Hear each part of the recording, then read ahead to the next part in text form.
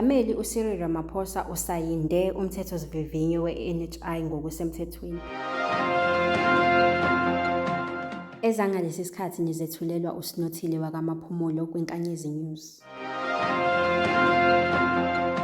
UNgqongqoshe wezempilo uDkt Joe Phaahla uthi uhulumeni usekulungele ukwethula udaba lwakhe kumthethosivivinyo National Health Insurance Bill, NHI enkantolo.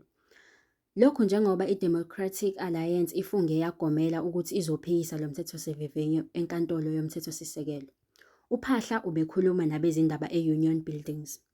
Inqaba yezinhlangano okubalwa kuzo i-DA kanye ne-Trade Union Solidarity isabise ngokuyisa lo mthetho enkantolo ngezizathu ezahlukene, okuhlanganisa nokungaxoxisani kahle nokutholakala benecala lokuthi awuthengeki futhi awufanelekile.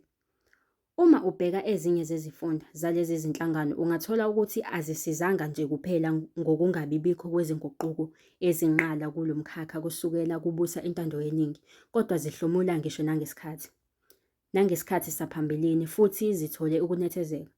Lokuhlomula nangokwengeziwe ngesikhathi sentando yeningi kwakhiwe izimpahla ezengeziwe. Ngakho-ke noma yini esongela ukunethezeka izoba yinselelo kwezinye zalezo zinhlangano. UPhaahla uthi uhulumeni wazi kahle ukuthi abantu abaningi abeneme ngalo mthethosivivinyo. Lokhu kuwusuka okukhulu, ngakho-ke uma ufuna ukusuka endaweni yokunethezeka, bazoba baningi abantu abazobe bengathokozile nje besuka endaweni yokunethezeka. Abantu bakujwayele ukuthi wazi indlela ethile yezinto kodwa kukhona nezinto abazithandayo.